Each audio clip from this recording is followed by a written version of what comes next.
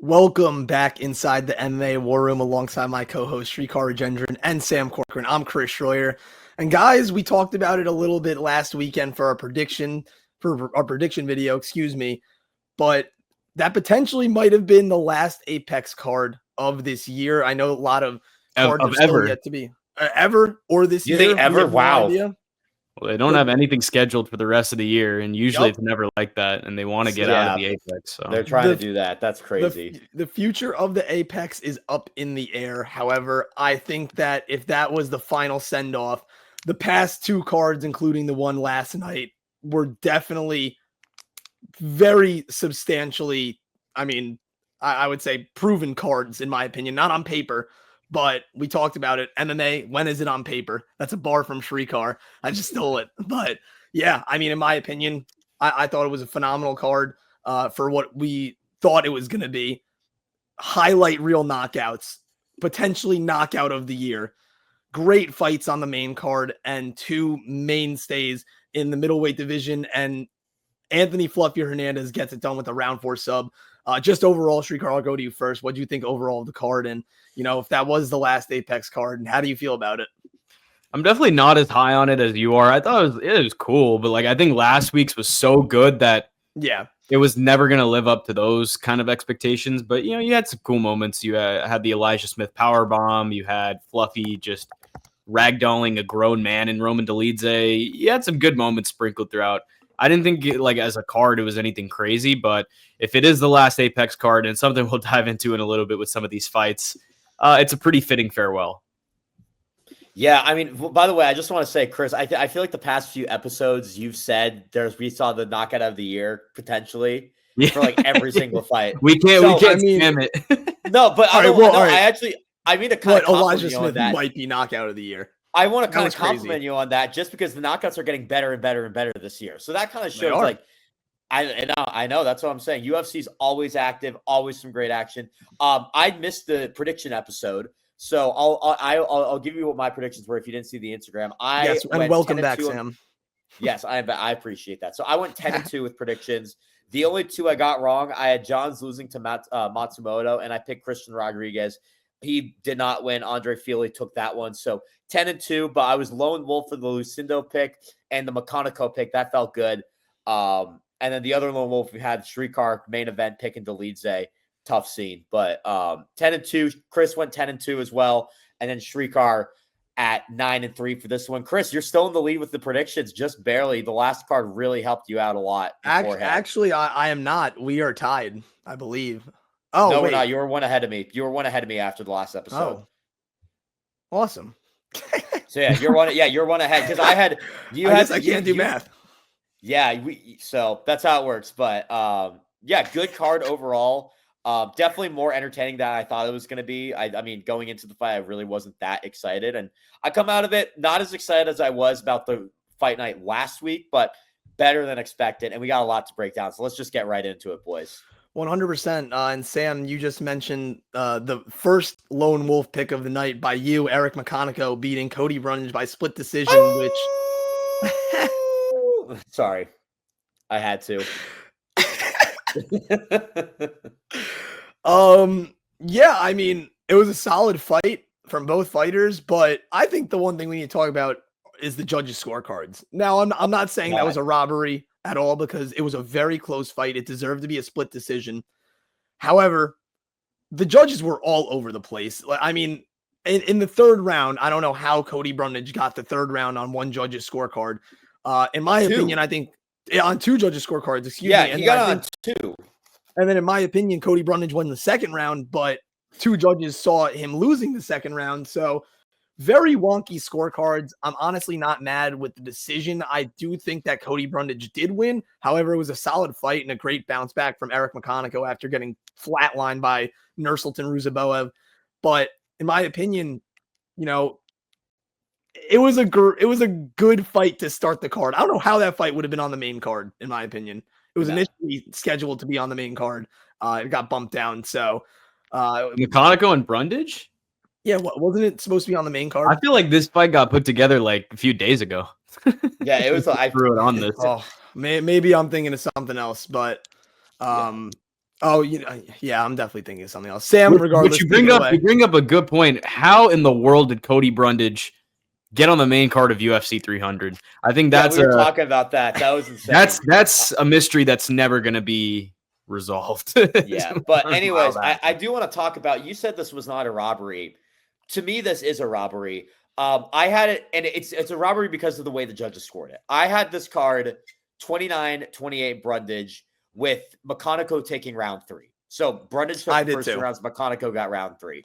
The fact that 2 judges gave McConaughey round 2 is a robbery, in my opinion. Out of all the rounds, that was the one that, in my opinion, was the most clear he did not win. I thought he won. I thought round 1, maybe he could have won, but round 2, there was no shot I thought he would win. So for that reason and that reason only, that's a robbery, in my opinion. I could have seen it 29-28 McConaughey if McConaughey had rounds 1 and 3, but clearly the judges didn't see that. So that's where my issue comes, that this is a robbery. McConaughey, though, good performance, good way to finish it. We should not discredit the win for him. But it's just the judge's scoring is off. Brundage should have won that fight. Definitely a robbery, in my opinion. But put some respect on McConaughey's name, because at the end of the day, he did. I mean, he got it's a deserving win, not deserving the way it happened. We'll put it. I think that's the best way to put it. So not trying to knock McConaughey at all. Nothing like some gritty, low-level MMA to kick off the final Apex card. Not possibly ever. Eric McConaughey, first UFC win. Cody Brundage was definitely game. I do think McConaughey, he had to push through some rough spots in those last 2 rounds, but he rallied for the split decision. He looked pretty solid, especially for a guy who took this on a week's notice in a new weight class. Brundage had moments too, good pressure, capitalizing on openings, just mixing his striking into his grappling. It wasn't spectacular, but it was classic Brundage. In terms of the scorecards, definitely questionable, but I'm fine with the result. Like, you could argue either way.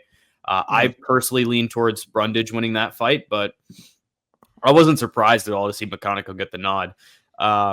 Both Eric McConaughey and Billy Elikana, they bounced back from short notice debut losses.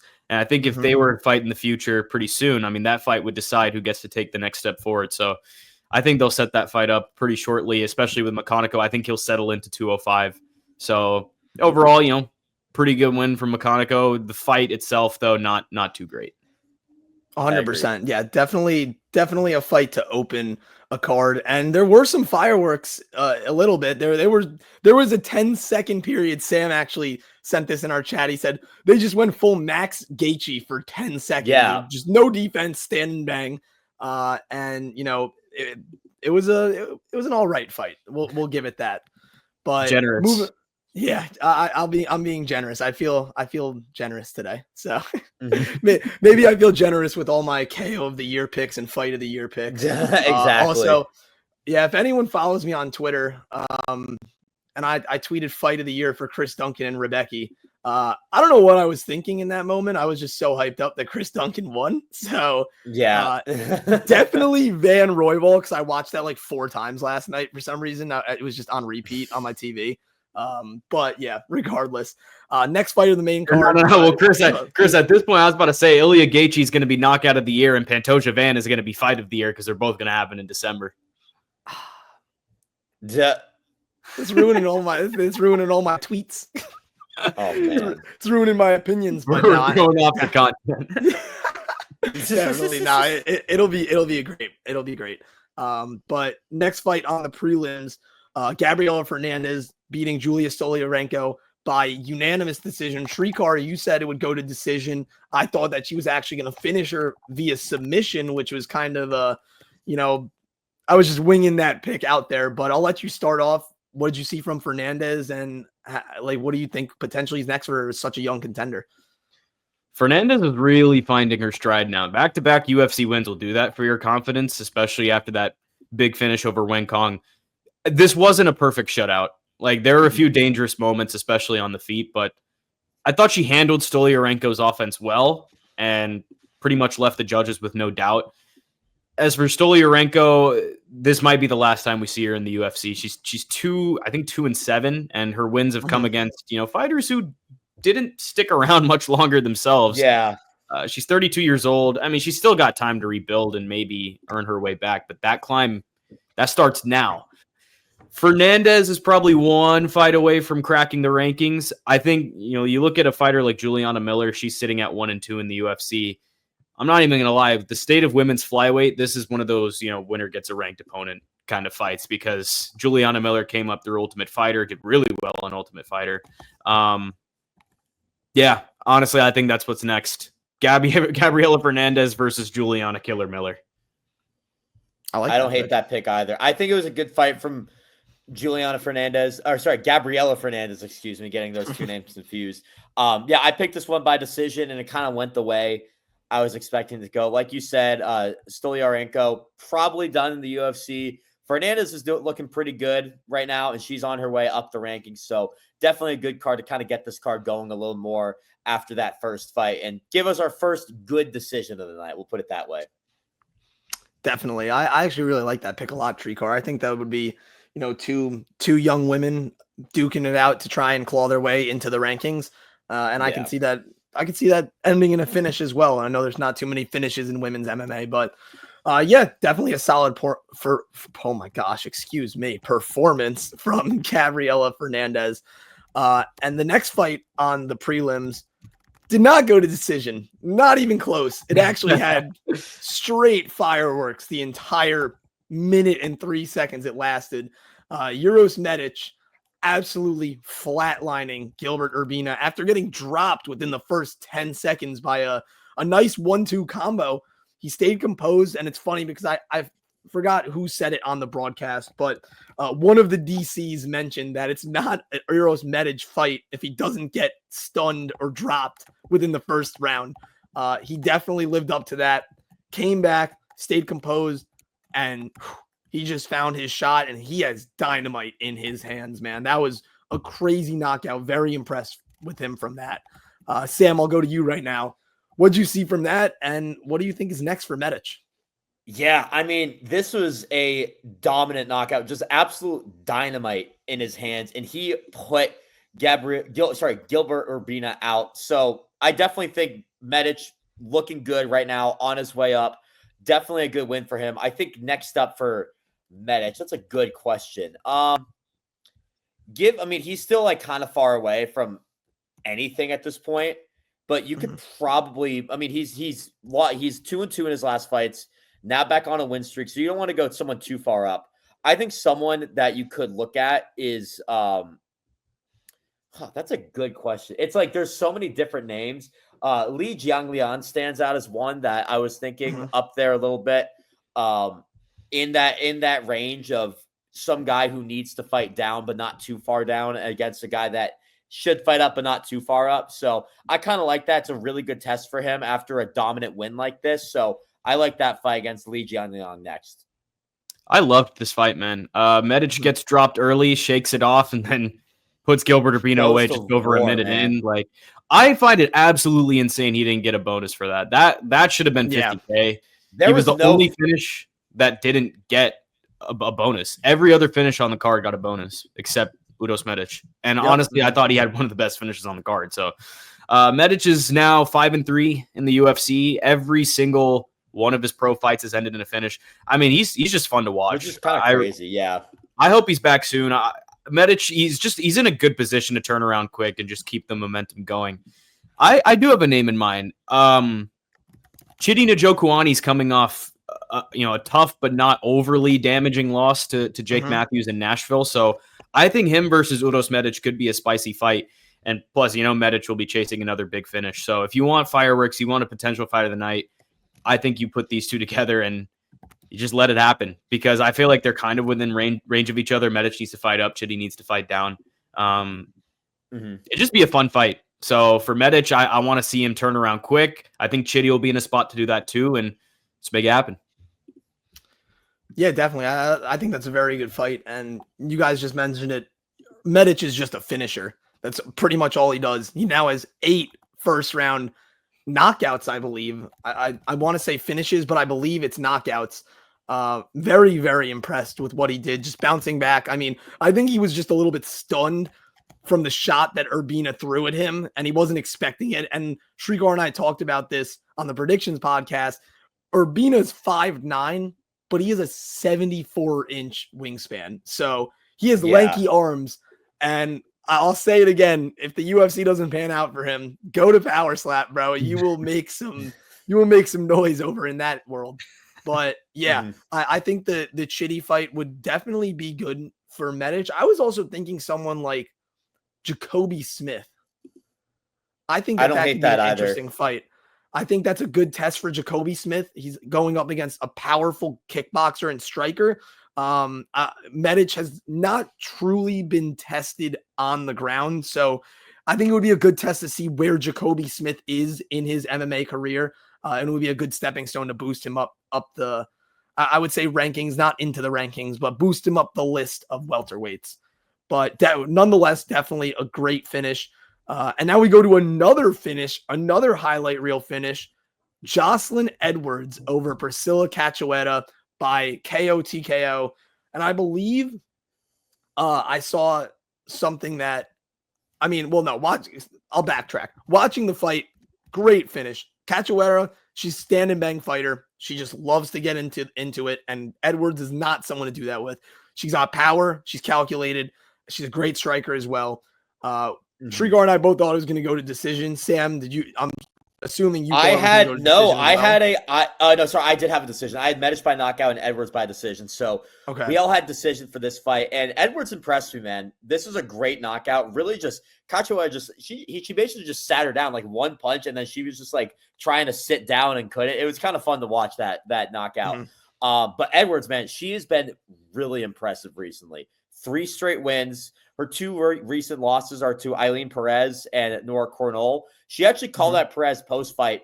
I don't hate that. I right now I have Perez match made with it was it Eileen Perez or Irene Aldana? Which one was it? I believe it was Irene Aldana. Yeah, okay. It was Aldana. Okay, so I think she also called that Mayra Buena Silva. That's the one I have for her. I like that a little bit better than Aldana. That was the fight originally scheduled for this card, and I still think it makes sense. She's fights Cachoeira on short notice. It's one of those fights where you have to win, and losing is going to look really bad. So I think fighting up, it's not that impressive a win. The way she did it is impressive, and I think she deserves a big step up from number 14, I believe she's at. And number 8's a good step up. Bueno Silva, I think, makes a lot of sense. Make it happen. Let's do it, UFC. Yeah, definitely. If you had told me after Edwards lost to Perez and Cornell that she would be on a 3-fight finishing streak with 2 of those against ranked opponents, I'd have called you crazy. I would have laughed you out the room. But, I mean, here we are. Joselyne Edwards, whatever you've been doing different, keep doing it. I think she's getting a top 10 opponent next. I was thinking Carol Rosa. Carol Rosa is no slouch either. She's coming off a strong win of her own against Nora Cornell. Both of them are on similar timelines. So I think this matchup just makes sense. But great finish from Edwards. And again, keep at it. Keep at it. Whatever has changed in the mindset or whatever it may be, you're doing way better. You don't think Rosa deserves to fight up, Srikar, after that win against Cornell? Against who? Nora Cornell. She just won. I mean, but like, who do you want? Who do you want Rosa to fight up against? I have her fighting the winner. Oh, good point, actually, because my original prediction was no, it's actually not. I said like Macy Chiasson. She fights Yana Santos on October 4th. Raquel Pennington. She just pulled out of her fight, so probably Chiasson or someone like that. But yeah, I didn't realize that was not. I don't know, because Rosa's kind of like giving me gatekeeper vibes. Rosa's giving me like gatekeeper vibes almost. Like, I don't hate it. I think Rosa can fight up a little bit more against someone that lost the fight. That's kind of where I see right now. Yeah, definitely. I was actually gonna say Rosa. I forgot who we match made her with in the previous Cavalcanti recap. Yes, okay. Cavalcanti was the yeah. So it's like similar. No, I'm not gonna lie. I don't want Cavalcanti fighting Rosa. Like, she's just way better for that sort of a matchup. Honestly, I have Cavalcanti with Aldana right now for what it's worth. Rosa versus Edwards would be a banger. They would 2 great strikers, powerful too. Rosa bringing the Muay Thai. and Edwards bringing a more conventional striking approach, but they're both lighting it up right now. So that's the fight that I would like to see. It will be interesting to see it, though, if they want Rosa to fight up, which is definitely a possibility. So moving on now to potentially knockout of the year. I know I stamped that on a lot of things, but I think this one is truly deserving of at least a contendership spot on this list. Jacoby Smith breaking out his inner Rampage Jackson and power bombing the living hell out of Toshiomi Kazama. That was crazy. He looked great in the beginning of the fight. He came out firing. Kazama was definitely a live dog in terms of throwing up a lot of submissions, trying to, control him. But when the fight did get to the ground, he actually almost got Smith in a heel hook. And that was probably the most dangerous position that Smith was in during the fight. However, Kazama, you could kind of see after his submissions weren't working and Smith was just rolling with it, he was trying to hold guard because he knew as soon as Smith postured up, there was going to be danger. He was still landing big shots in the closed guard of Kazama. And I actually picked Elijah Smith by first round knockout in terms of betting. I said it was going to end early on the prediction video. And as soon as Kazama threw up that triangle and Smith, he was almost tripoding, I said to myself, oh my gosh, he's about to powerbomb him. I hope Kazama is okay. All the tests came back negative. So prayers up for Toshiomi Kazama. Hopefully, didn't take an extreme amount of damage from that powerbomb. He literally landed on the back of his head. But nonetheless, extremely impressive performance from Elijah Smith. Srikar, what'd you think of it, man? Yeah, closer than it might have looked. Kazama he was hunting subs like a madman. I know. Setting traps and pulling Smith into them over and over. But Smith played the counter game well. And when Kazama made just one big mistake, boom, perfect slam. I also really hope Kazama's all right after that. After a win like that, you could give Smith a bigger test next. I'm kind of the opinion that you give him like one more like highlight reel-esque fight. I was thinking Garrett Armfield. He's on a 2-fight losing streak. And he's in that spot where he's kind of got to defend his place in the division. And this is also a guy that knocked out Toshiomi Kazama. So I guess there's a common opponent there. But yeah, I really don't mind it if you want to send Elijah Smith up. It's just if you want to add one more to the highlight reel before you really start talking big things for Elijah Smith, because the guy is he's still somewhat raw. Kazama is just also raw as well. So they just kind of came down to that. But great win for Elijah Smith. Awesome knockout. Can't be bad at it. Yeah, I agree. I mean, great. First of all, fantastic fight to watch. Just the powerbomb. You see the arm triangle, like, oh no, he's screwed. We all picked Elijah Smith. This the quote unquote fraud check that people like to talk about. They wouldn't have been, but picks him up, turns that into just a slam on the ground. Love that. Love seeing that. And prayers up. But at the end of the day, a great win. Kazama, we'll see what happens with him next. Obviously, I think that's a very serious injury. You got to figure out what happens for him. But Srikar, I do agree with you. Not too big of a step up, a guy who needs to fight down. I'm looking at Cody Gibson in the bantamweight division. It's a step up. Not too big. I mean, it's definitely a big step up, but not like an egregious step up. Cody Gibson's 37. I think giving him a prospect like Elijah Smith will help Elijah Smith a lot and keep Cody Gibson in the division. You don't want, that guy's close to retirement. So you could have a fight where Elijah Smith goes in and just retires Cody Gibson. You never know. So I kind of think that's a good one to make, but kind of the same boat with you, Srikar. A similar kind of dynamic. I feel like we're both going in there. Yeah, I think that's a good pick, Sam. And in my opinion, I don't know. This one's actually very tough. A few names come to mind for me. I mean, I don't know if necessarily, like you said, I don't know if I want to throw him up and put him in a position where, he could lose and kill his confidence or, sway the direction that he's going, changes the trend that he's going in. I was thinking of someone like Javid Basharat, a very solid, vet who's been there before. He's on a 2-fight losing streak. Him, or if you want to go on the younger route, I was thinking Cameron Simon. Because for some reason, Cameron Simon, well, he's on a 3-fight losing streak, but he tends to fight all the prospects that are coming up. even though he's, I guess, a prospect himself now still. I mean, when you look at his past 3 fights, he's lost to Christian Rodriguez, Peyton Talbot, and Malcolm Wellmaker. So all 3 of those guys, we'll talk about Rodriguez's fight later, but all 3 of those guys are, promising prospects in the UFC, and I feel bad because they just kind of threw Cameron Simon into the jaws of death, I guess, because he's been getting knocked out left and right. But I think Basharat or Simon would be a very good fight for Elijah Smith. More on the Basharat side for me. But definitely insane knockout. We will see that replayed for, till the end of the year, maybe even a couple of years. But definitely promising future for Elijah Smith. And we go to the featured prelim. Julius Juicebox Walker taking a unanimous decision victory over Rafael Cerqueira.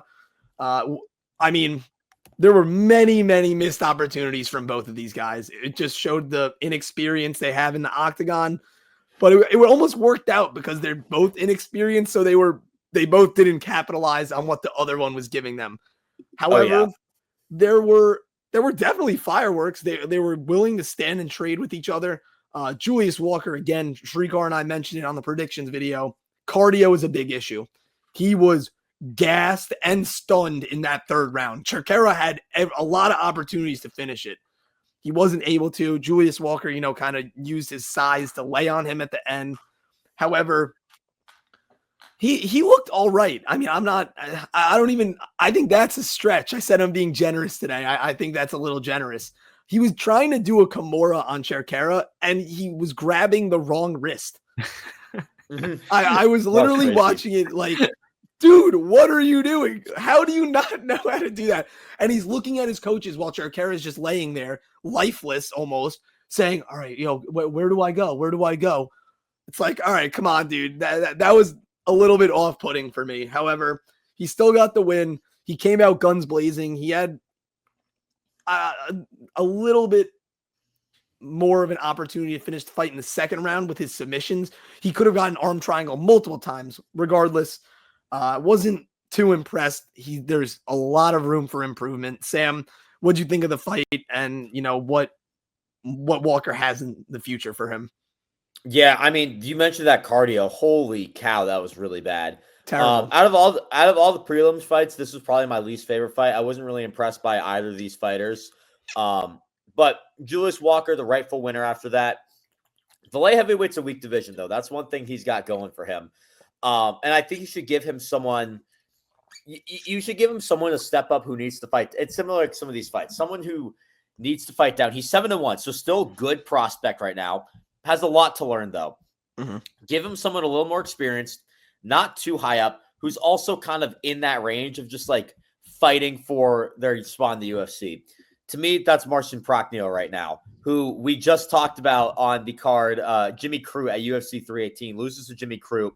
Mm-hmm. Looked terrible all fight. He's lost 3 of his last 4. And he's still pretty good, but he's got to fight down. I don't think too far. I don't think Julius Walker's that much of a step down for him. And I think this would benefit both of these fighters a lot. So I'll give Julius Walker versus Marcin Prachnio for the next fight. If Walker can win that, then I'm willing to give him maybe a further step up, So, yeah, it's one of the silliest, goofiest fights we've had in a while, and honestly, I loved it. Personally, I enjoyed watching it. I did too. I thought it was hilarious. Cerqueira has no chin. Cerqueira has no grappling defense. Walker has no chin. Walker has absolutely no finishing instinct. Both of them don't have fight IQ for anything. But somehow we got 15 minutes of chaos out of it. So I mean, if this was really the last Apex card, then Walker versus Cerqueira was just a hilariously fitting send-off. That was an Apex fight, man. But yeah, Walker finally gets his first UFC win, and I mean, you could tell he was loving every second of that. You want to give him someone that can match his freak. I'm not gonna lie. Like, you want to give him someone that's just, you want to put Julius Walker in more goofy fights. So there's a very, very goofy fight coming up. Ibo Aslan is fighting Junior Tafa. I was just going to say the winner of that fight by Julius. if we're being honest, the winner or loser of that can fight Julius Walker. Dude, No. The loser's getting cut, but the winner can fight they Julius both Walker. should be cut, dude. It's a cut bracket tournament where you have Walker versus, because whoever loses between Walker and the winner of Aslan and Tafa gets cut too. So yeah, oh my god, dude, the fact that we even have to talk about this Junior Tafa versus Ibo Aslan fight is insane. I'm literally, when the prediction video comes, I'm literally gonna say these fighters suck. They both should be cut. Give me so and so by decision. I don't care. And I don't know. I still think there's some potential with Ibo Aslan. We'll get there when we get there. We'll get there. Yeah. Anything associated with Junior Tafa, though, I just cannot stand. There definitely needs to be a fight that matches Julius Walker's freak. Bro walked out to the Dancing Queen. If that gets you hype, I guess. I was having a good time singing along. Yeah, I hope it got him hype. It did not get me hype, but I hope it got him hype. That's what matters. So I guess it was safe to say that Julius Walker was having the time of his life. So the first fight on... Sorry, I had to throw that one in there. I'm you had to. Sometimes. You had to. But yeah, so first fight of the main card, also fireworks. Christian Leroy Duncan beating Eric Anders by a very nice KO TKO. There were a little bit of, concern with me from that, just in terms of, you hate to see a fighter get TKO'd after they take an eye poke and then a nut shot pretty much within a minute of each other. Obviously, they were accidental. A lot of the longer fighters like to, they don't close their fist. They kind of put their hand out to feel and grab in the situations that they need to. But that in turn leaves you susceptible to poking someone in the eye, which happened with Anders, because Anders is going to want to rush in, which he tried to. However, for however long it lasted, Anders rolled with it. And then he just got caught with a nasty spinning elbow from CLD. Actually basically cut his entire eyebrow up for Anders. Dana posted the pic, man. It was nasty. Yeah, Dana posted it on his story. It was nasty. They sewed it up. He almost lost his eyebrow. Actually pretty much lost his eyebrow from that gash. But I would say, aside from the two fouls that, seem like they aid the KO TKO, I thought Christian Leroy Duncan looked great. He has very sharp kickboxing, very technical. Those leg kicks are extremely fast. They whip really fast around. And one thing that I believe Dominic Cruz was talking about on the broadcast is CLD's been training with Leon Edwards, and it was kind of evident in the grappling department when Eric Anders was in on him, pushed him against the fence. When he was fighting the hands, he was using both of his hands to fight one wrist of Anders, which definitely was working. It's the same thing that Leon Edwards did to Usman, which is why he was able to almost dominate Usman in that third fight. However, I think it was a great fight for Leroy Duncan, aside from the fouls, aside from that. And Eric Anders is one tough guy, so knocking him out like that is very tough. Srikar, I'm going to go to you right now. What'd you think? Yeah, this was one I had to rewatch. I was out of the house, so I watched it after the whole event was done. Christian Leroy Duncan finally put it all together. I've been skeptical before. Like, his record made me think he might just be like a can crusher, but this time he actually showed resilience. He fought through some early adversity from Anders, and he didn't go into defensive mode like in past fights. And that knockout, pure highlight material. So his ceiling might be higher than I thought. So CLD is now 5-2 in the UFC. A name I'm looking at is Cesar Almeida. He's 3-1, and with a win, either guy probably gets a ranked name next. So I think you put that one on the Rio card, and you've got fireworks. I think CLD versus Cesar Almeida should be next. Yeah, I don't hate that fight. Definitely an impressive win from CLD. I think the penalties earlier were... let's just say you're glad he's finished that fight, because it probably would have been a 10-8 round one in favor of Eric Anders. So, but nonetheless, CLD comes back from those two penalties, does pretty well. I don't hate that fight that you mentioned, Srikar. I think that's a fine one. I also, it's a little tough because I think the guys that I want him to fight are, they're like kind of, you could go way up in the rankings with these fights. You could also like keep it close. There's a lot of bookings in the middle of where I believe CLD is in the UFC and who I think he should fight up against next. The one guy I wanted to do is Kelvin Gastelum. I think that's a good one, but I believe I saw a rumor that he's booked. Is that correct? He's already booked. He's fighting Stokes. Yeah, he's booked. That's what I thought. So the two other options on the October, which one is it? October 25th, UFC 321, the loser of Jung Young Park and Ikram Aliskerov. I think the loser of that, they're going to need to fight down. And I think Duncan, it's a good fight versus people who are close to the rankings. I think that's the best one you could go with him. The other option, I know I'm a little low on this guy than other people are, Jack Hermanson. And we don't know what his situation is, especially after that loss to RoboCop, and how inactive he is. But just a name to put out there. So I think the loser of this Aliskerov Park fight on October 25th looks good. The timelines don't match up that well. So that's kind of what I have for CLD, who has a lot of different options. So we could go either way. There's a lot of different ways we could go with it. And we go, these fights. Srikar, you said, who did you say again? Cesar Almeida. And I think you should do that in Rio. So that would be even before UFC 321. That would be before 321. Yeah, I don't hate that. If you want something even quicker for that, Cesar Almeida, I like a lot. Yeah, I'm going to agree with you, Srikar. I think that would be absolute fireworks. Both of them are great strikers. Power. They have ungodly amounts of power when they throw at you. Very technical. So, yeah, I'm going to stick with you on that one. And I would love to see CLD reach the rankings soon. I think that the fight between Almeida and him would boost the winner into the rankings. Obviously, he's not going to get a ranked fight after this because I think he just needs one more. He's still a little bit raw. 12, I believe 12-2 now is his record. Yes, 12-2. So still got room to grow, but very, very promising future for him in the middleweight division. A division that is not weak, but I think it needs some more star power, and it's always good to see an Englishman in the middleweight division tearing it up. But oh yeah, big time. Right. So yeah, from the first fight to the second fight, John Matsumoto beating Miles Johns by split decision. I'm not sure if it was a split decision, in my opinion. I kind of had a 2-1 Matsumoto. I think he won the second and the third. Regardless, I thought it was an impressive performance from Miles Johns. He locked in. Obviously, there were a few things that need to be worked on, but he did look good. He was rolling with the punches. He was throwing haymakers. And he did a very good job in that first round. I just think the overall pressure of Matsumoto and those leg kicks, man. Oh my gosh. And the body shots too. Matsumoto's good. That was a good bounce back win for him after he lost to Rob Font. But regardless, very impressed. I was impressed with both of them. That's all I have to say. I think, Johns, wherever he goes next or whatever he does, definitely will be a very entertaining fight, and Matsumoto is going to be boosted up the rankings. I think he's going to find his way into the rankings. Sam, I'm going to come to you first right now because you had a lone wolf on this pick. I did have a lone wolf. Unfortunately, the other direction on this one.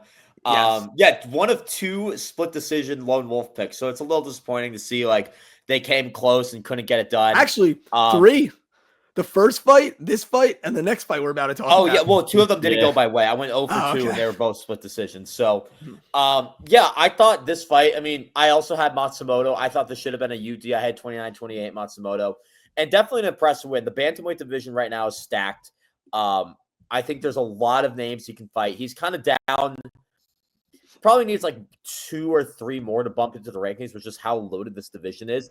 I think one fight that would really boost him, and the timelines match up. It's a guy who was close to the rankings recently, Said Nurmagomedov. Just lost to Bryce Mitchell. He's on a 2-fight losing streak, so he needs to fight down. Matsumoto, he wins this fight. He's 17-1. He's getting closer and closer to the rankings. Nothing too impressive just yet, but I think the win against Said Nurmagomedov would look really good on his resume. And I think that's when my level of respect for Matsumoto would go from, okay, I respect you, to, okay, I respect the hell out of you, and now you're inching even closer to these rankings. So give me Said Nurmagomedov, a good 3-round fight.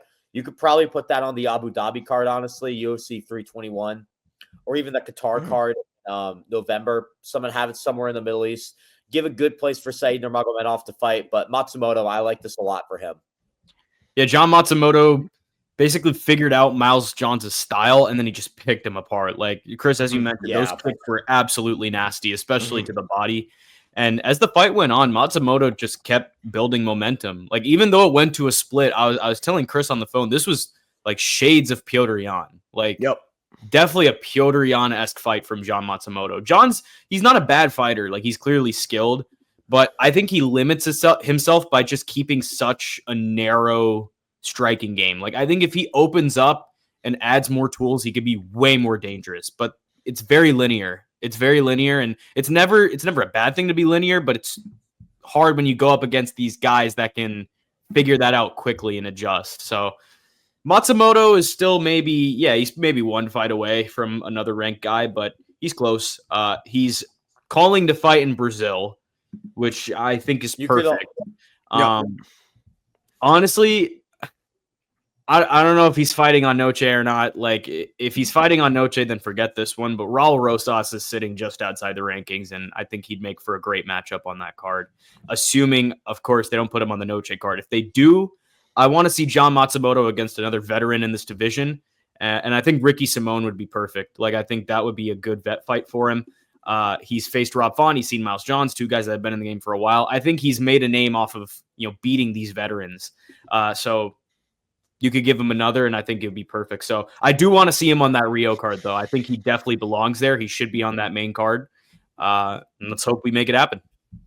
Yeah, definitely. I agree. I think the Rio card would be great for him. I want to see him tested a little bit more, though. I want to see him tested against a better veteran than Said Nurmagomedov or a young contender in Raul Rosas. I want to see him fight Jonathan Martinez.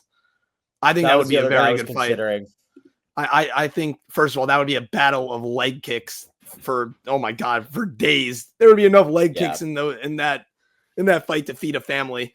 But yeah, I mean, I think that's a great test for him. Martinez is sitting just outside the rankings as well. He's coming off 2 losses to, I believe, it was Aldo and then Zahabi. Was it Zahabi? No, Marcus McGee. Excuse me. Yeah, McGee. So, I mean, Martinez has 15 UFC fights. He's 10-5. I think that's a great test to see where Matsumoto is. And I just want to see Matsumoto being pushed up. He deserves a push. That fight against Rob Font was a good fight. But Rob just kind of showed him there was levels to it. So I think he's learning, and he definitely showed that last night. He locked in, like you said, Srikar. We literally watched him figure out Miles Johns in real time. Every minute that went by, he found something new to pick apart, and the pressure was just a little bit too much for Miles Johns, but great fight regardless. And the next fight was another split decision, which I have no idea how that was a split decision, in my opinion. I did not see that as a split decision. Andre Touchy Fili, new dad, 38 years old. Srikar said he had the dad boost. He definitely had the dad boost. Showing Christian Rodriguez how the vets do it. And sad to see Christian Rodriguez in another spot where, you feel like he should win and just not capitalizing on the opportunity, not making it happen. Great performance from Fili, though. He was sharp.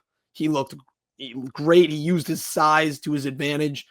He even wobbled Christian Rodriguez in the first round and just did much of the same in the second. His jab was sharp, leg kicks. And C-Rod, I think he was a little too aggressive. However, with someone like Fili, you can't play the tit for tat game. Like, you need to really go at him. And he tried his best, but Fili, man, those check left hooks, check right hooks, they were just catching Rodriguez on every entry that he had. I was very impressed with him. He still has it. He's a very fun fighter to watch. And I'm going to go first with this one because I was thinking, and Morgan Charrier is not on the Paris card, which I hate, which is by a the surprise. way. I would have loved to see him on the Paris card. Mm-hmm. However, I think Fili versus Charrier would be a great fight. You have a finisher on one side and a guy that's just tough as nails. I feel like that would be fireworks. What do you guys think? I like that. And that was one of the fights I match made for Andre Fili. So I'll talk about the fight. I'll get into the matchmaking a little bit, but like you said, Chris, I thought he dominated this fight. This is when I thought C-Rod would. I had him by decision. I did not have much faith in Andre Fili. And it's funny because he's in the win-loss pattern that we kind of talk about. Win-loss, win-loss, win-loss. I love trends. I love them. Trend, yes. Let's go for trends. But that means his next fight's going to be a loss. And who will the loss be to? Morgan Shroyer is one of them. By the way, I'm not saying he's going to lose. We'll see what happens. But Morgan Shroyer is a guy that I looked at. I do think for him at his age, he's in a good position to play a little gatekeeper, and where he is in the rankings. Like, you're not going to move far up, but there's some prospects that are coming into the UFC, like Morgan Shroyer, that he could fight. So that's one of the options. The other one, I think I like this one a little bit better, is a guy that just lost, Haider Emil, another prospect that just lost, close in the rankings or to where I believe he is. And I think Andre Fili, it's a bit of a big jump for Andre Fili, which I don't really like too much, but it's a good opportunity to see if this prospect's legit. This is a good fraud check one where Haider Emil just lost. If he loses another one, that's when you can maybe call it, okay, maybe this guy isn't as good as we thought he is. This guy may not be getting a ranked shot. So that's kind of what I like with Haider Emil, but Shroyer is also another good option. So one of those two I think are probably best. Once again, man, C-Rod math just proves us right.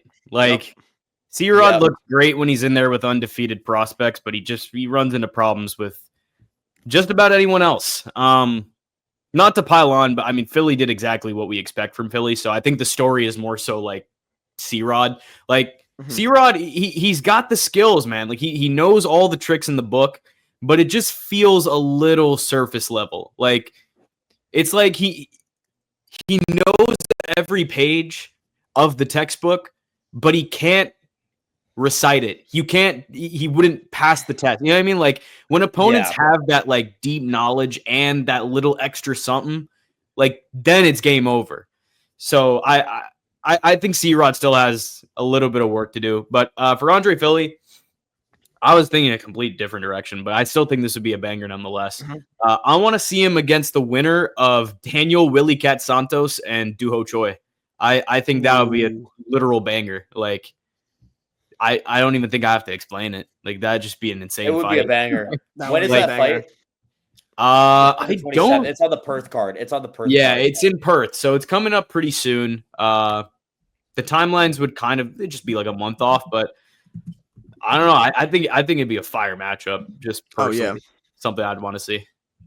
I think Choi might be a bit too far up if he wins, considering that would be a 3-fight win streak. But that would put him and Fili in kind of the same spot. That is true, I guess.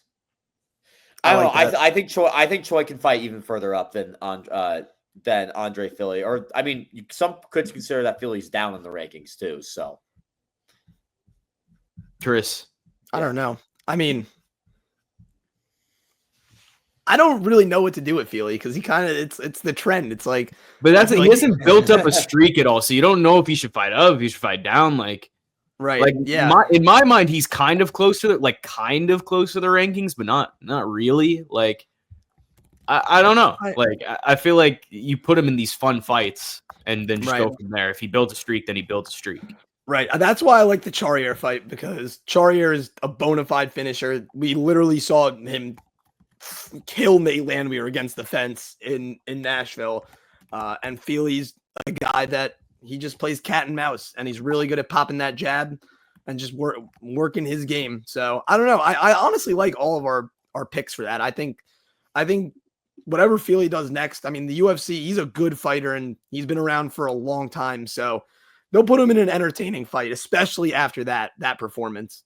But yeah, a lot of split decisions on the night. 3, 2 back-to-back. So judges' scorecards were everywhere. But another decision was Yasmin Lucindo taking down Angela Hill. It was actually interesting. I didn't realize this before the fight. They showed on the tail of the tape, Angela Hill was the oldest fighter on the card, and Yasmin Lucindo was the youngest fighter on the card. So not too many times you can see that, especially in the same fight. But Sam, I'm going to let you take it away because you had the lone wolf pick. Again, you were a lot of lone wolves this time. I had a lot. I had 4 lone wolves here. I thought you were about to howl. I could have. Do you want me to? Why would you say that? Why, Chris, why would you say that?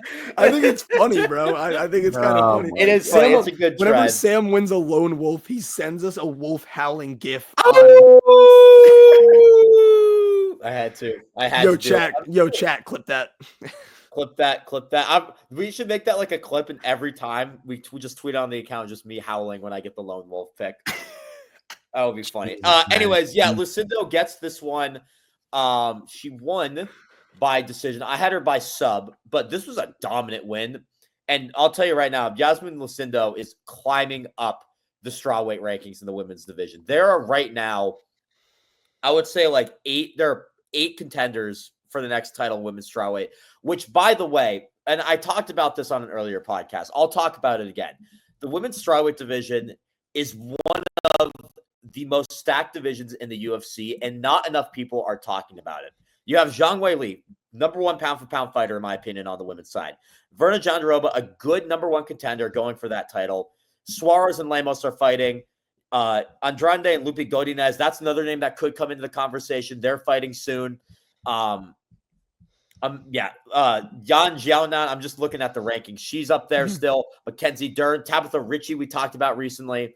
It's so stacked, and it's stacked to the point where I don't really know what to do with Yasmin Lucindo at this point. I think one good fight for her would be if Jessica Andrade loses to Lupi Godinez. I think that's a good one. I said the winner of that fight should take on Tabitha Ritchie. If Andrade loses, I kind of like that for Lucindo. That's coming up next week, UFC 316. Another one that I thought if you want to throw in another woman who's contending, fighting up the rankings, climbing up really quick. Oma Lukbunmi taking on Alexia Thainara at UFC Perth. A little far down, but right now there's just not much you can do with these with Yasmin Lucindo. This is such a stacked division. I'm really excited to see what comes out of this division. It kind of sucks that Zhang Weili is holding up the division a little bit with how inactive she is, but this division, there is fireworks in this division, and if you're an MMA fan, you should be paying attention to this chase for the title in the UFC strawweight division. Yeah, it's exactly the kind of rebound Lucindo needed after the Lemos loss, which was pretty tough. Hill had a lot of ways to make this ugly, but Lucindo stayed locked in and didn't let Hill drag her off her game. That's the kind of win that gets you a nice fight next time out. I think, I'm not even going to lie, Yan Xiaonan has shown that she's willing to fight down the rankings, and I think she should. And stylistically, I think Xiaonan versus Lucindo makes sense for both women. Like, they've both got something to gain here. So I'd do Lucindo versus Xiaonan. I think that would kind of be the fight that set up. I agree that I wouldn't say that the division is stacked, but I think it's booked. And I think that's where you're running. No, I think this is a stacked. There are a lot of great fighters in this division. I would say I'm picking none of these fighters to beat Zhang Weili. I think Zhang Weili is on a tier of his own, but just the battles right now. I mean, you never know with Zhang Weili. There's always been rumors: is she going to go up to flyweight to fight Valentina Shevchenko? Which let's just put it this way: if Zhang Weili loses the belt, which she has done before, Zhang Weili is a beatable fighter. If she loses the belt, it is anyone's to claim. Jandiroba could get it next with her fight. Zhang Weili would probably get a rematch. You never know what happens at that. But this is anyone's division right now. I would say, like, right now, like the people who could be contenders in this division, true contenders: Zhang Weili, obviously, Jandiroba, Tatiana Suarez, Yan Xiaonan, Amanda Lemos, Jessica Andrade, Mackenzie Dern, Tabitha Ritchie, Yasmin Lucindo, and the person I matched up for Yan Xiaonan, Jillian Robertson, who's on a long list. You just took the words out of my mouth. I think Xiaonan's a little bit too high for Lucindo. I mean, we saw what Lemos did to Lucindo. And I mean, I would say this was an impressive win, but Angela Hill is also 40 years old. She's 18 and 15 now in her professional MMA career. I think Jillian Robertson's on a streak. That would be a great test for Lucindo. And if she beats Jillian Robertson, Send her up. She deserves it.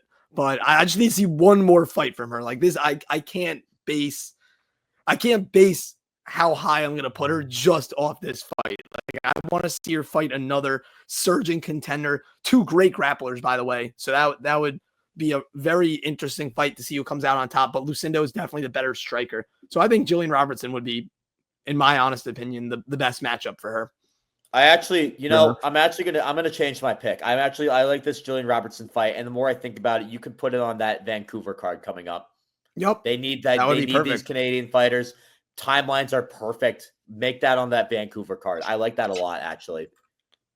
So yeah, I'll stick with Sean on.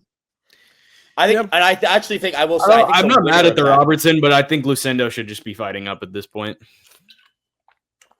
I agree. She's also still very young. She's 23 years old, so a lot of time to work with. So yeah, there's a lot of time. A lot of people booked up, and a lot of people fighting, trying to contend up. You got to narrow that down somehow. Clear one of those contenders out. I think that Robertson Lucindo fight would do it. Just clear one of the contenders out for the time being, and then they would fight down. Could get back up, but just clear it out while you can. Make the division a little less messy because it is loaded. I want to see more fireworks coming from it. Definitely, 100%. And another fight that had some fireworks was the co-main event. Steve Erceg almost completing the Dominic Reyes cycle, but barely scraping by against O'Day Osborne. I thought it was over. After the first round, I thought O'Day was just going to run away with this. I go, oh my gosh, we're literally, am I watching one of the craziest fall-offs in UFC history? And props to O'Day. He came out firing. He is a big flyweight, man. He's almost like a weight bully type of flyweight. And I think he's very powerful. Like I said, always entertaining. But Erceg, I don't really know what he was doing kind of in the beginning of the fight. I don't know if he just underestimated O'Day, if it was the short notice fight. However, he locked in. He looked like the Steve Erceg that we all know towards the end of the fight. But Srikar, I'm going to come to you first now. Like, what were your initial thoughts about watching Erceg? I thought he was going to get finished. What did you think? Yeah, tight scrap, and I think it did put a spotlight on one of Erceg's lingering issues. It's his reaction time, man. Like, it's not a deal breaker, but it's something that sharp opponents can target, but still he stayed composed and rallied back to grind out a guy who's a lot tougher than his record shows. So I got to give him that. There was a moment where he might've been finished, but I won't put it against Steve. Like, it was a good win. But again, the reaction time, that's literally all it comes down to. That's what Moreno took advantage of. Pantoja took advantage of it at times. And Kai definitely took advantage of it in that first round itself. And he had the power to put your lights out. And Odie had it too. And he almost got it done. But I think next up for Steve Erceg, Asu Almabayev. I think both Erceg and Asu Almabayev, they recently, got back in the win column with short notice victories over unranked guys. So a fight between them could be that springboard to a top 5 guy. So I would do Steve Erceg versus Asu Almabayev. And I think you could do it on Qatar. You could do it in Abu Dhabi on pay-per-view, whichever one works. But I think that's the next matchup. I actually really hate that picture. I'm going to be completely honest with you. I think for Almabayev, this is a guy on a tear right now. And I think if you're on a tear, you just lost to Manel Kopp. Asu Almabayev just won. Before that, he lost Manel Kopp. He's still okay. Well, he's more on a tear than Steve Erceg is. I'll put it that way. He's more on a tear than Steve Erceg is. Asu Almabayev, I'm gonna look at the record real quick. Give me 1 sec to just pull this up. Asu Almabayev. Go through the record and then list the opponents, just for peace of mind. Is 22-3. I frankly don't care about the opponents, but I'll do it. Jose Ochoa. I mean, it's not Odie Osborne's one of them. It's not really like a lot of notable guys, I will say, but I just think with a 22-3 record, you should be fighting up a little more. Meanwhile, Steve Erceg had 3 losses before. This is also not just because I think Almabayev's good. This is also Steve Erceg. I don't think he's that good. This fight did not prove anything to me. He had a really tough round 1, stood and then came back after, which is good. But it's against Odie Osborne, a guy that in my opinion, wasn't necessarily too close to the rankings. This was a short notice fight. And I didn't really like where he was supposed to take on Hyung-Sun Park. I think Hyung-Sun Park honestly would have beat him. And let me be frankly honest. I think Hyung-Sun Park was a bad matchup for him. I think it could have been 4 straight losses for Ursay. He got lucky that he's a flyweight fighting at bantamweight, so doesn't have to cut as much weight. And B, short notice. I think he had some advantage in this fight. But see, but I feel like both of them fighting at bantamweight actually hurt Steve because he already was going through a weight cut and then had to re-inflate back up. That's very tough to do, you know? I mean, it's not as brutal of a weight cut when you find out like 3 weeks in it or 2 weeks in advance that your opponent is switching. That's not as brutal. So he's probably like around the same weight he needs to be for bantamweight at that time. If not even. So it's like, it's not that much of a, if it was like night before, hey, you're fighting in bantamweight now, then that's a disadvantage. But this is I'm just, long story short, I'm not impressed by Steve Ursay.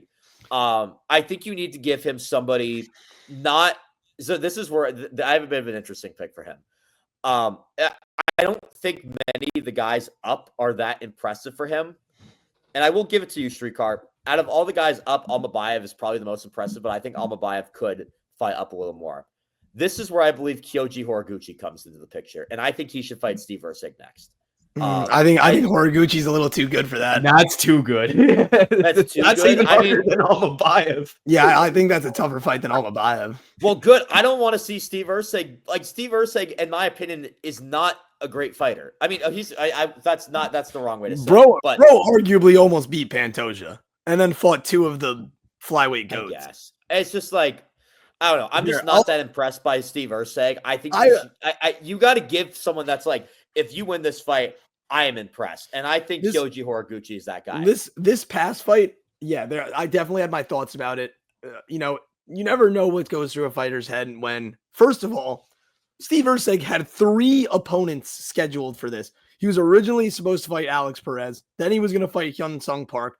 And now he's fighting Ode Osborne. So, I mean, mentality-wise, it's like, all right, he's getting thrown for a loop the entire time. Yeah. So he prepared for 3 different fighters, which that could definitely mess with someone. I'm not saying that that's an excuse. He 100% should have, I would say, handily beat Ode Osborne. But Ode Osborne's good. I feel like I saw a comment on Instagram that Ode Osborne, he is a great fighter because he constantly is beating his opponents, but then he pulls an Ode Osborne and finds a way to lose. Like, he's the person that snatches defeat from the jaws of victory. So, I mean, right there kind of proved it. If he kept fighting his fight, he would have beat Ursay. But the fight I want to see is the first name I just mentioned. I want to see the original fight that was supposed to happen. I want to see Steve Ursay versus Alex Perez. I think that, I don't hate that.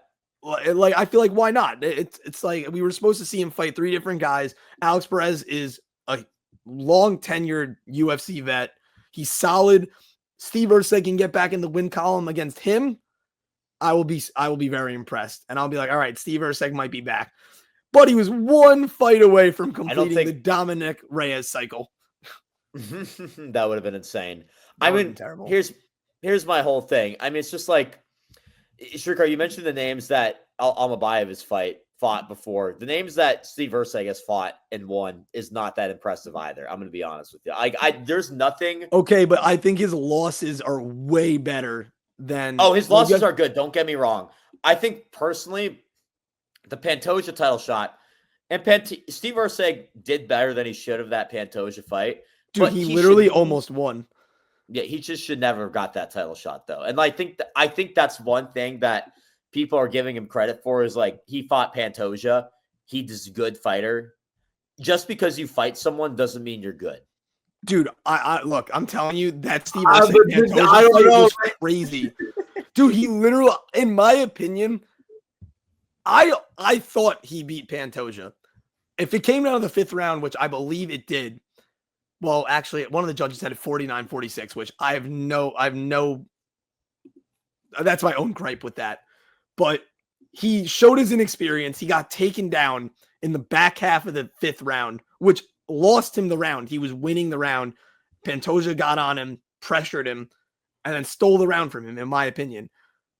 Mhm. If like that Steve Erceg is still inside of him, it's not gone. I know it's not. It's not gone. I just want to. I mean, and then you lose. He has. I'll be fair with him. But you're I don't right. know. My He did big not thing is deserve like that title fight. my big thing is Kyoji is a tougher fight. Is arguably a tougher fight for Steve than Asu. Like, I don't know. That's what Kyoji, I want to see. 100%. I want to see a tough fight for him. Like, I want to see. I don't want this. Why guy not to get, Asu? like cakewalk? Why not Asu? I want because I think Steve. I think he should. I think he's deserving of a tougher fight. I think if you're telling me that Steve Erceg. So you think Erceg should fight up even higher, basically, for a tougher fight? I'm not saying no, because Horiguchi also has to prove something in the UFC. That's what I'm saying. Yeah, Perfect. he fought Demetrius Johnson. He almost had a ages title ago. Now he's back in the UFC. That's what I'm saying. Like after becoming a Rizin champ. That's Rizin. That's not UFC. Give him back to put him back in the UFC. I don't know. Look, I get what they like. I get what you guys are saying. The flyweight division is very strong now. It wasn't as strong before, and Pantoja was clearing it. That's why guys like Kai Asakura got a title shot. And now you have Kyoji Horiguchi, another guy very similar to that, especially after Pantoja pieced up Kai Asakura. I think Steve Erceg's good. This is a guy like I know I'm kind of crapping on him a little bit, but Steve Erceg, like you said, Chris, has had a good. He's fought for a title before. He's impressed in the title fights before. He's been put through the ringer. I think that's a perfect guy to get Kyoji Horiguchi back into the UFC with. That's what I think personally. All right, if that's the reason, and this is him being back. This is being back into the UFC. If he's like proven that, like, oh, if this guy was on like a long layoff and wasn't in and like, but was in the UFC, was fighting in the UFC for a while and consistently, then I would give Horiguchi a little higher. But because this guy's he was this is ages ago, Srikar.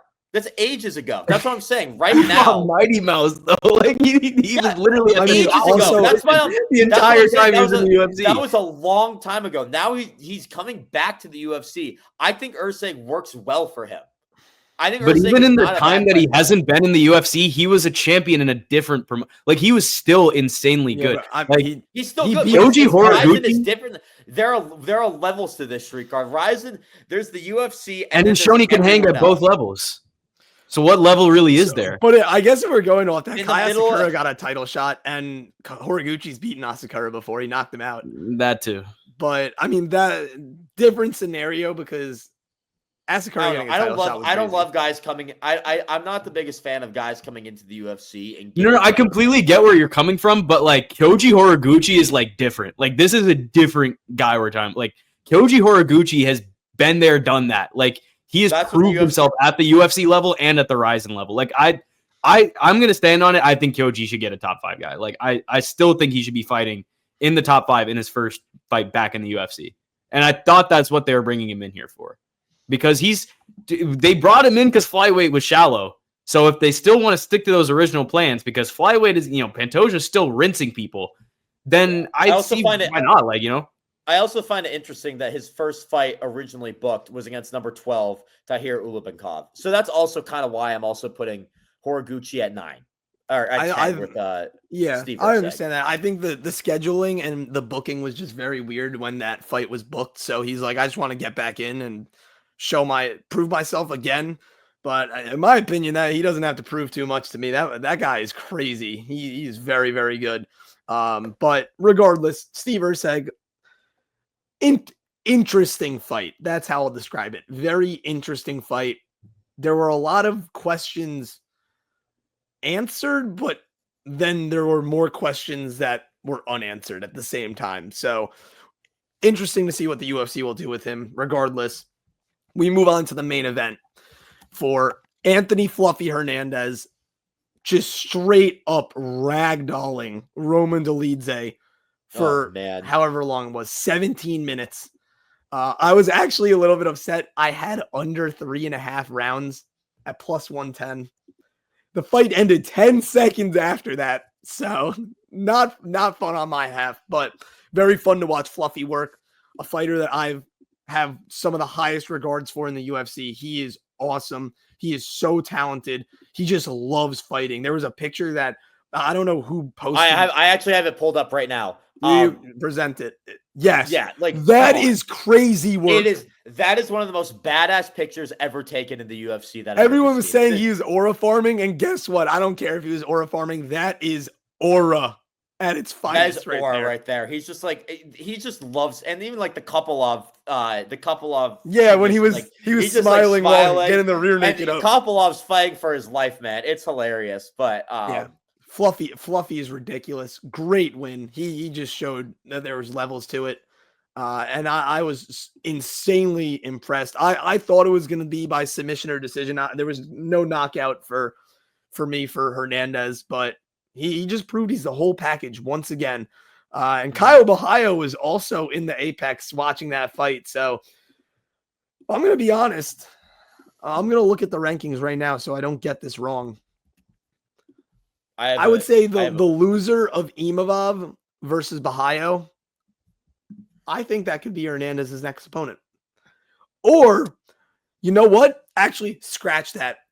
Anthony Hernandez versus Reiner de Ritter. Book that fight. Okay, good. Well, I don't have either of them. I don't have either of those. I think that would be crazy. De Ritter versus Hernandez would actually be that would be insane to me. It would be insane. I think Reinier de Ritter is 1 away from a title shot. I think Hernandez is 2 away from a title shot, maybe, with how stacked like the top of middleweight is and where things are going right now. So I have de Ritter against the loser of this UFC 319 belt. I have the loser of Kaio and Imavov is intriguing, I will say. I personally think the one thing where if Kaio loses, it's still a good step up. I think he can go even further. Give him Israel Adesanya. Give him Izzy. I think this is a great fight to make. You have Fluffy Hernandez, who now is in the picture. I mean, you could argue that out of this, the UFC middleweight prospects, Reinier de Ritter is probably the top prospect right now for a contender. I mean, they're not really prospects anymore, but just like top younger contenders. Fluffy Hernandez is right behind that. And I think a win against Izzy, arguably the middleweight GOAT or one of them. I mean, Anderson Silva is probably number 1, but Izzy's definitely number 2 if we're going to put it that way. I like that a lot. And that would prove to me that Fluffy's ready for his title shot. Still might need another fight, give him a good title eliminator. But I think Izzy versus Fluffy Hernandez is a great way. And it's also a good way for Izzy to bounce back. You have an up-and-coming, really tough prospect. If you're Israel Adesanya, you beat him, people are going to be like, oh, he's back. Watch out. So I think this is a fight where I think would be this is either a co-main for a pay-per-view or a main event fight night. And if main event fight night in an arena, this is not going to be an Apex fight, obviously. It's Izzy Adesanya. I love Izzy. I think Hernandez would run through him. Oh, so you know what actually be a really good one? This would be a fantastic main event for the Qatar card in November. I think that would be a really good main event for that. You can even put a main event. You can even put it main event for Vancouver coming up. October, November, that's kind of where I'm looking for these two to fight. Honestly, I have a lot of thoughts on this fight. I mean, over the last few years, just within mixed martial arts, we've kind of seen the rise of the cardio monsters, like those fighters who turn pressure and pace into a weapon that most guys have never truly felt before. Like, these guys don't always have like the cleanest, most technical style, but they make you work so hard just to keep up that you're gassed before you know it. Like, Cain Velasquez was really like the guy who brought that style into the mainstream. Yep. And then since then, you got guys like Dricus du Plessis, Max Holloway, Colby Covington, and now Merab, like, that have just shown how dangerous it can be when it's executed at a high level. But like, up until last night, like, I wasn't really sure Fluffy belonged in that group, because a lot of the cardio monsters, like, they look less technical than their opponents, but the best ones are not actually at a disadvantage. Like look at Merab. Like, he's got the gas tank to outlast anyone, but he also just understands the games of like these elite strikers, like the Sean O'Malley's and the Piotr Jans. And, you know, the high level grapplers like, you know, the Umars, the Cejudos. Without that knowledge, like cardio alone would not save him. Like he would get clipped or dominated before he could even just start to get going. Right. And then there was, you know, there's the whole durability thing. Like Velasquez, Covington, Holloway, DDP, Marab, all of them can take serious damage and just keep coming. Like you have to be able to do that because this style means that you're always leaving yourself open to getting caught. And that's where I had my doubts about Fluffy because sure, he's survived minutes at a time against guys like, you know, Adolfo Vieira on the ground or, you know, Edmund Shabazian on the feet.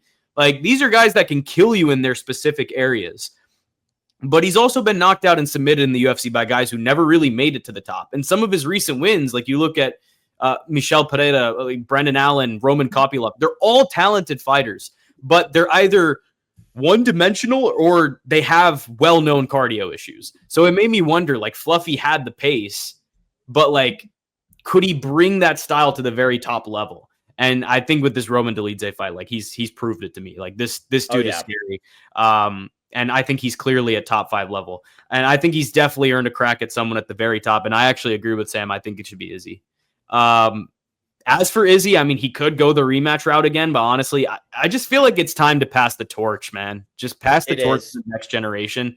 By rematch route, did you mean fighting Sean Strickland? Yeah, but like I don't want to see it happen. Like I'm not interested. I don't want to see that. No, I'm not. Those are two guys that have to fight down. And Hernandez, I think, is the perfect test for Izzy. So I definitely want to see Fluffy versus Izzy. As for Roman Dolidze, I think he should fight if he fights within the rankings, Paulo Costa, or if he fights out of the rankings, I want to see him fight Joe Pyfer if he beats Abus Magomedov. I have that as well. I think Magomedov Pyfer, the winner of that, gets Roman Dolidze. Yeah, I think that would work too. But man, shout out to Fluffy, man. You have definitely, I underestimated you, but you have proved that you are a top 5 level fighter in this division. And hey, hopefully you can string it together and get a title shot soon because I know you've been calling for it. So great job by Fluffy. 1000%. I was insanely impressed. And then DC, Daniel Cormier, that being, came into the octagon for the post-fight interview or octagon interview and goes, why did you drag him across the cage? Because when he submitted Dolidze, he was literally dragging him with the rear naked choke across the cage. But that picture that Sam displayed before, this guy loves fighting, and he is, you can tell, he just goes in there and he just wants to scrap, and he does a very good job at it. So we will be hearing Anthony Hernandez's name for quite some time to come, and he will be one of the top middleweights in the UFC, in the world, that being. Oh, yeah. But yeah, I would say a solid send-off for the Apex if this is the last one ever. Probably the last one of the year. It was solid. I feel like it definitely got dulled down because of the fight night last week, because of how awesome that was. But at the same time, some great fights, some highlight reel finishes on this card. And I don't really think there's too much to complain about other than some of the judges' scorecards, because that is still a consistent problem in the UFC. But aside from that, fight, and you are got some. Now I feel like now we're kind of just like, we had 2 Apex cards. Now we're back to action. We're getting into the meat and potatoes next week. Yeah, this is the meat and potatoes of the UFC for the rest of the year. So get ready for 319. Got a long layoff after that with pay-per-views. So, and I'll say this, we have a lot of coverage coming up this week for 319. Stay tuned. Mm-hmm. Embrace the pay-per-view, man. This is a good card. I am so excited for it. I'm going to embrace every minute of this week getting ready for this card. Last pay-per-view until October. So be hyped about it, guys. Mm-hmm. For sure. I echo those same sentiments. But the fight night, like the run of fight nights we have after this is actually like really good. Like awesome. we got the Shanghai fight night. We got Noche. We got Perth. We got Paris. Like September's fight nights are really good. And the Shanghai one is in August, but again, that whole run is going to be very fun to watch. So yes, definitely enjoy this pay-per-view. It'll be a lot of fun. Watch with your buddies. This is one where I'm going to be in a big group, so we'll see the state of mind I'm in. This should be a lot of fun. I'm excited. Definitely. And Srikar just prefaced all of the fight nights and events coming up We're going to try and get some live content for you guys. Maybe we'll live stream our reactions to one of those cards because there's a lot to choose from. And we're trying to give you guys the most content, fresh content, real, authentic content.